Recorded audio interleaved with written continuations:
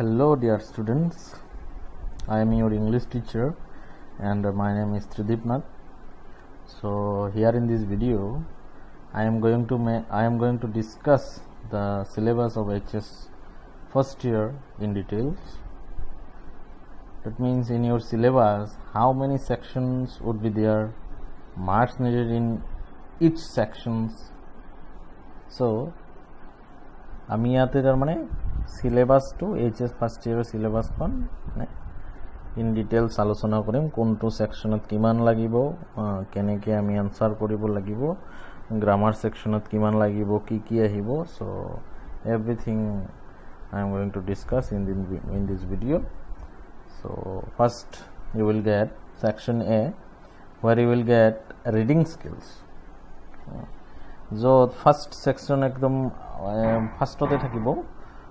Reading skill তাতে 20 marks থাকিব and here will be কি থাকিব তাতে প্রথমত আনসিন প্যাসেজ এটা থাকিব এটা থাকিব আনসিন প্যাসেজ যেটো 12 মার্কস থাকে আৰু তাৰ লগত থাকিব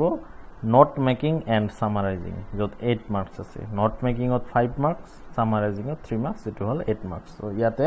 20 মার্কস হল তো আনসিন প্যাসেজ টু কেনেকো আহে আমি এটা কোশ্চেন পেপার লৈছো 2018 এর কোশ্চেন পেপারটো আমি চাও তো এনেকুৱা ধৰণৰ প্যাসেজ মানে তোমালোকক প্যাৰাগ্ৰাফ কেইটামান দিয়া থাকিব প্যাসেজত এনেকুৱা ধৰণৰ প্যাৰাগ্ৰাফ কেইটামান থাকিব যত কি হয় প্যাৰাগ্ৰাফৰ লাষ্টত কিছুমান কোশ্চেন থাকে আৰু যিবিলাক আমাক তাৰ মানে এই প্যাসেজৰ পৰাই মানে বিচাৰিবলৈ দিব তাৰ মানে এনেকুৱাকৈ প্যাৰাগ্ৰাফটো ধৰা ইয়াতে শেষ হল কেইটামান প্যাৰাগ্ৰাফ 4টা 5টা প্যাৰাগ্ৰাফ দিয়া থাকে তাৰে পিছত এনেকুৱা ধৰণৰ কোশ্চেন আহে তো ইয়ালৈকে 10 মাৰ্কস ইয়ালৈকে থাকে আৰু আজিকালি এনেকুৱা ধৰণৰ 2 মাৰ্কসৰ আহে যত pick out words in the passage that mean the following মানে এনেকুৱা ধৰণৰ liveliness and energy a place where things are stored এই ধৰণৰ বস্তুবিলাক মানে লাইভলিনেস এন্ড এনাৰ্জি এটো প্যাসেজত যেটো ওয়াৰ্ড মানে সেম ওয়াৰ্ড মিনিংৰ ওয়াৰ্ড থাকিব লাগিব হেতু ইয়াতে আমি বিচাৰিলে পাম যেটো হয় ভাইটালিটি সো এইবিলাক বস্তুবিলাকৰ সেম ওয়াৰ্ডৰ সিনোনিম তাৰ মানে ইয়াতে বিচাৰিবলৈ লাগিব সো এটো হল 12 মাৰ্কস সেকেন্ডত থাকে আমাৰ note making and summarising note making and summarising অটো এনেকুৱা ধৰণৰ কোশ্চেন আহিব যত তাৰ মানে you will get 4 or 5 stanzas paragraphs যত তোমালোকে 4টা মান প্যাৰাগ্ৰাফ পাবা আৰু যত এনেকুৱা ধৰণৰ কোশ্চেন দিয়া থাকিব যে on the basis of your reading of the above passage make notes on it using recognisable abbreviations wherever necessary add a suitable title to it তার মানে অ্যাব্রিভিয়েশন ইউজ কৰিব লাগিব টাইটেল এটা দিব লাগিব আৰু তাতে কৈছে কি make an summary of the above passage in about 80 words of 3 marks আৰু তাতে 5 marks so note making and summarising to কি হয় ইয়াতে ধৰা এনেকুৱা ধৰণৰ আমি প্ৰথমত there are two problems which cause great worry to our educationists the problem of religious and moral instruction in a land of many faiths and the problem arising out of a large variety of languages so ইয়াতে basically এনেকুৱা ধৰণৰ আমি reading পঢ়াৰ পিছত আমি মানে কি হৈছে আমি বুজি পাব লাগিব যে মেইনলি মানে এই প্যাৰাগ্ৰাফটো কিহৰ ওপৰত আছে তাৰে ওপৰত বেস কৰি এটা আমি কি দিব লাগিব এটা টাইটেল দিব লাগিব সো কি হয় মানে আমি এই এই যিবিলাক প্যাৰাগ্ৰাফ আছে তাৰে ওপৰত বেস কৰিহে আমি টাইটেলটো দিম so note making and summarising or যিবিলাক স্টেপস আছে কিছুমান স্টেপস আছে note making and summarising or so steps বিলাক হৈছে প্ৰথমটো হৈছে থৰো ৰিডিং thoroughly reading কৰিব লাগিব understanding the important sentences phrases and words তাৰ পিছত ৰাইটিং কেনেকৈ কৰে নোটস বিলাক use short forms abbreviations symbols use কৰিব পাৰি সো এই ধৰণৰ বস্তুবিলাক হৈছে কি abbreviations আমি ইয়াতে যিবিলাক পাম এইবিলাকৰ abbreviations ইউজ কৰিব পাৰি প্লাস এটো আমাৰ এটা কি বক্স বনাই এটো লাগিবই abbreviations টো দিয়াটো খুবই দৰকাৰ মেইন পয়েন্ট এতিয়া আমাৰ হৈছে কি ফাৰ্স্টত যেটো মেইন পয়েন্ট বুলি কৈছে যেটো মানে ফাৰ্স্টলি টাইটেল এটা দিব লাগিব এটো মেইন পয়েন্ট তাৰে আন্ডাৰত হ'ব কি সাব পয়েন্ট তাৰে পিছত সাব পয়েন্ট এতিয়া for example you take like এটো হৈছে মেইন পয়েন্ট মানে দা টাইটেল এতিয়া ধৰি লোৱা পইণ্ট 1 মেইন 1 নাম্বাৰ ইয়াতে হৈছে কি সাব পইণ্ট মেইন যেটো সাব পইণ্ট দিলো এটো সাব পইণ্ট এটো মেইন পইণ্ট টাইটেল তাৰে পিছত সাব পইণ্ট এতিয়া যেটো সাব পইণ্ট আছে এটো 1.1 1.2 1.3 লিখি ইয়াতে সাব পইণ্ট বিলাক লিখিব লাগিব সো এনেকুৱা ধৰণৰ নোট মেকিং মানে বনাব লাগে সো ইয়াৰে ওপৰত এই মানে প্যাৰাগ্ৰাফটোৰ ওপৰত মানে বেস কৰি আমি যিকোনো এটা টাইটেল লম ইয়াতে এডুকেশনৰ কথা কৈছে দা ৰিয়েল এডুকেশন বা কিবা এটা আৰু মানে আমি বনাম so suppose example I am taking another note মই এটো কিবা এটা ভাস্কো দা গামাৰ ওপৰত মানে ইয়াতে মানে ইউৰোপিয়ান ট্ৰেড ইন ইন্ডিয়া এটা ট্ৰেডৰ ওপৰত ধৰা এটা কোৱেশ্চন আহিলে সো আমি প্ৰথমত ইউৰোপিয়ান ট্ৰেড ইন ইন্ডিয়া এনেকে আমি প্ৰথম টাইটেল দিম তাৰে পিছত যেটো সাব পইণ্ট বুলি কৈছে main sub point 1 point Portuguese trade sub point যিবিলাক আছে 1.1 ফাৰ্স্ট টু কাম ইন্ডিয়া মানে পৰ্তুগিজ সকল ট্ৰেড কৰিব বিজনেস কৰিব প্ৰথমত ইন্ডিয়াত আহিছিল সো 1.2 1.3 এনেকে আমি এট লিস্ট তিনিটা হলেও সাব পইণ্ট তাৰে আন্ডাৰত সাব পইণ্ট দিব লাগিব আৰু যিবিলাক এব্ৰিভিয়েশন আছে আমি এইবিলাক এনেকে ইউজ কৰিম শৰ্ট ফৰ্ম বিলাক এনেকে ইউজ কৰিব পাৰো ইষ্ট ইন্ডিয়া কোম্পানী এইবিলাক আমি এব্ৰিভিয়েশনস ইউজ কৰিম এব্ৰিভিয়েশনস বিলাক ইউজ কৰাৰ পিছত কেনেকে কি হল it's most important and very necessary এনেকে কি বক্স সেটা বনাই যে কি টু এব্ৰিভিয়েশনস কি শৰ্ট ফৰ্ম প্লাস এব্ৰিভিয়েশনস আমি ইউজ কৰিছো ইয়াতে এনেকে লিখিম এট লিস্ট 3 3 এর বেশি হলেও কথা নাই কিন্তু এট লিস্ট 3 মানে দিবই লাগিব বেশি মানে কি এট লিস্ট 5 or 6 ইয়াতকে বেশি নহয় তার পিছত আহিল নোট মেকিং হৈ গল আমাৰ সামাৰি মানে whatever we have written above যিবিলাক আমি ওপৰত পয়েন্ট বনাইছো নোট বনাইছো তাৰে ওপৰত এটা সামাৰি আমি দিব লাগিব আৰু সামাৰি not more than 8 or 10 lines তাৰ মানে এইখিনি লাষ্টত আমি সেম টাইটেলটো আকৌ লাষ্টত দি দেও সো এইখিনি আছিল note making and summarising after that here comes section B advanced writing skills so advanced writing skillot কি আছে report writing and factual description to 6 mark and report writing or লগত or থাকে report writing তোমালকে পাইছাই speech writing or article writing 6 marks speech and article মই কোৱেশ্চনত দেখাই দিছো এনেকুৱা ধৰণৰ report writing আহে যে you have witnessed a road accident resulting the death of 3 persons prepare a report in about 100 words to be published in your newspaper in a local daily যিয়ে নহওক এটা নিউজ পেপাৰত আৰু তোমাৰ নাম ধৰি দিছে সো আমি ইয়াতে ৰিপৰ্ট কৰিব লাগিব 6 মাৰ্ক ফ্যাকচুৱেল ডেসক্ৰিপচনটো এনেকুৱা ধৰণৰ কোৱেশ্চন আহে স্পিচ ৰাইটিংত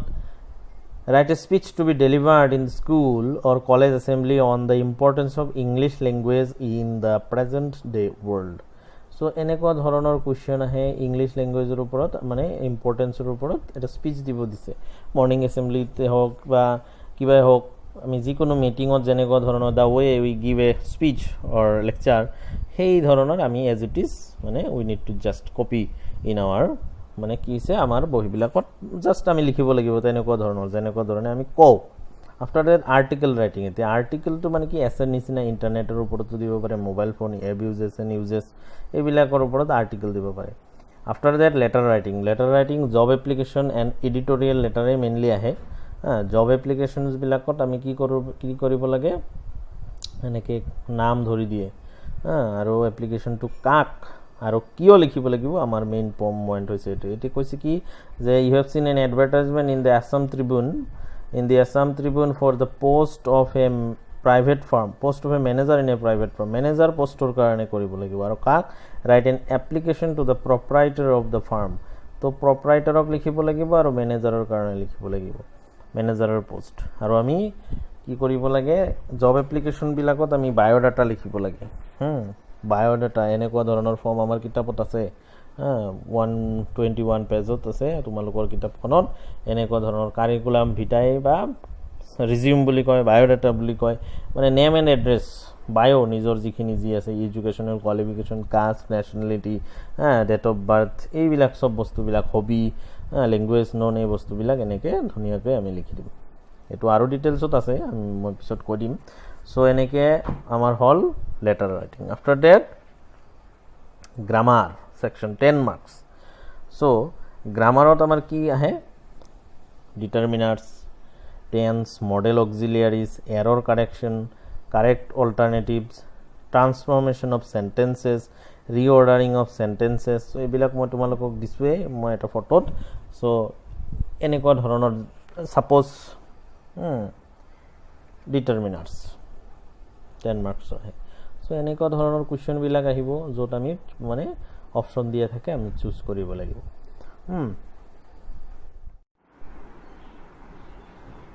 সো কি হয় আনসাৰখিনি আমি ইয়াৰ পৰা যিকোনো এটা বাছি উলিয়াব লাগিব ধৰা ইয়াতে যেনেকৈ লিটি ল'ব তো এনসাৰখিনি আমি বেলেগে পিছত আলোচনা কৰিম সো ডিটাৰমিনাৰ্স এনেকৈ 1 মাৰ্কৰ আহে তাৰে পিছত কি হয় আৰ কাৰেক্ট টেন্স এনেকুৱা ধৰণৰ য'ত দুটা থাকিব 1 মাৰ্ক হাফ মাৰ্কে ইচ তোমাৰ যেটো কলো মডেল অক্সিলিয়াৰিজ ধৰণ মানে can could may might shall should কেতিয়া মানে ইউজ হয় এবিলিটি থাকলে কি ধৰণৰ মডেল অক্সিলিয়ারি ইউজ হয় পারমিশন থাকলে কি হয় সো এইবিলাক লিখিব লাগিব কারেক্ট দ্য ফলোইং এনেকে দিয়া থাকিব য'ত ভুলকে দিয়া থাকিব পাইছাই চাগে তোমালোকে আগত he left the hostel with the bag and baggage গতিকে ইয়াতে মানে কি দিব নালাগে এইটো তোমালোকে জানাই সো এনেকুৱা ধৰণৰ মানে আমি কাৰেক্টটো মানে ৰাইট কৰি লিখিব লাগিব অলপ সৰু সৰু কিবা এটা ভুল থাকে যেনেকৈ ইয়াতে উইথ নালাগে যেনেকৈ শি is reading since morning so since থাকিলে প্ৰেজেন্ট পাৰফেক্ট কন্টিনিউয়াস টেন্স হয় ইজ দিয়া আছে সো এই ধৰণৰ সৰু সৰু ভুল থাকিব তোমালোক কৰিব লাগিব তাৰে পিছত যেটো কৈছে কাৰেক্ট অল্টাৰনেটিভস দুটা এনেকৈ দিয়া থাকিব যে she said to me why or where are you late so কেনে কোনটো হ'ব why or where I replied I am not late it's 10:30 in my watch or by my watch কোনটো হ'ব গতিকে এইবিলাক ধৰণৰ কাৰেক্ট অল্টাৰনেটিভস বিলাক ওলাব লাগিব য'ত 2 মাৰ্কস থাকে ৰিঅৰ্ডাৰিং এই যেটো ট্ৰান্সফৰমেশন অফ সেন্টেন্স কলো য'ত এনেকুৱা ধৰণৰ কমপ্লেক্স সেন্টেন্স কৰিব লাগিব ডিগ্ৰিজ কৰিব লাগিব 2 মাৰ্কস থাকিব তাৰে পিছত যেটো থাকে মানে ৰিঅৰ্ডাৰিং অফ সেন্টেন্স উল্টাকে দিয়া থাকিব ধৰা this is to C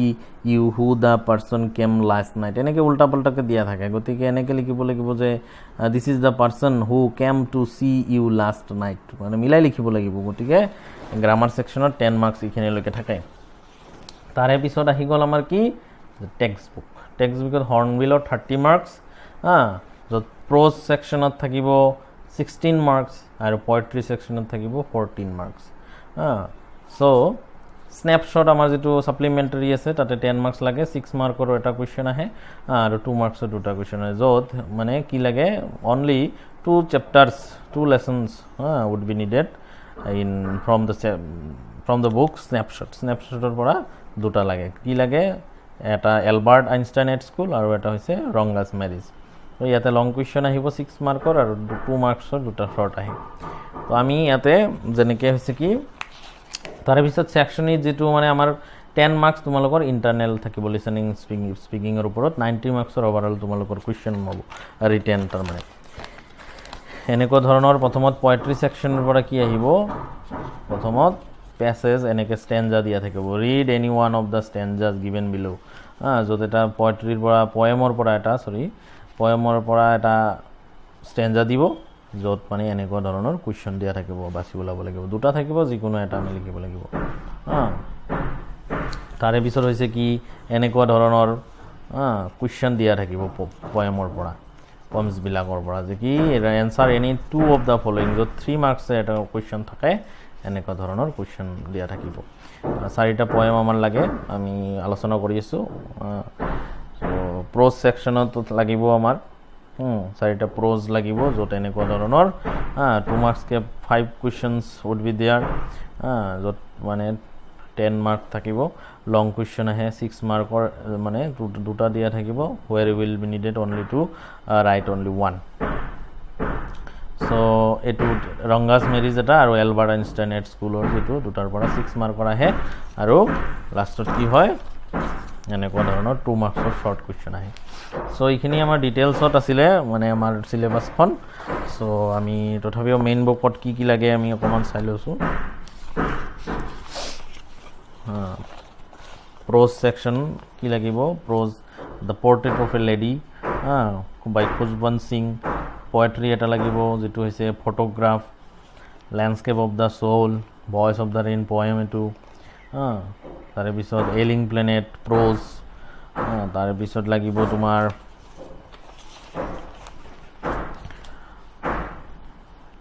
childhood is a poem My Impressions of Assam, prose by Dr. Bheriar Elwin, Father to Son by Elizabeth Jennings, it is poem. So এনেকুৱা ধৰণৰ আৰু তোমালোকৰ ৰাইটিং স্কিলৰ অলপ মানে কিতাপৰ পিছপিনে অলপমান দিয়া থাকিব কেনেকুৱা ধৰণৰ লিখিব লাগিব চাবা তোমালোকে চ' এইখিনিলৈকে আছিল আমাৰ আজি চিলেবাছ থেংক ইউ